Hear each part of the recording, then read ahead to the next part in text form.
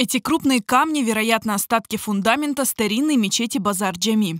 Их обнаружил краевед Иван Коваленко на перекрестке улиц Караимская и Большевистская в Акмесджите. Сейчас здесь идет ремонт дороги, для прокладки труб вырыли глубокие траншеи. И в месте, где мы с вами стоим, находилась одна из мечетей Симферополя под названием Базар-Джами, то есть базарная мечеть.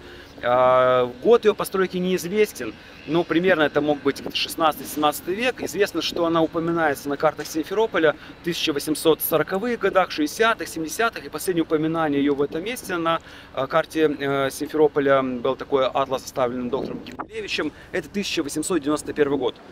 В начале 20 века, по словам краеведа, это место на картах уже отмечено как готовящееся под снос для новой застройки. Значит, мечеть перестала существовать в конце 19 века.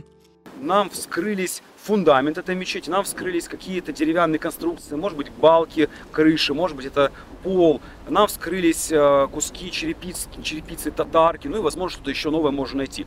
Поэтому, конечно, удивительно, что здесь не работают ни археологи, ни просто даже, может быть, какие-нибудь национальные организации, общественные организации. По словам Коваленко, строители признали, что в ходе работ находили человеческие кости, остатки посуды, но все это вывозится вместе со строительным мусором.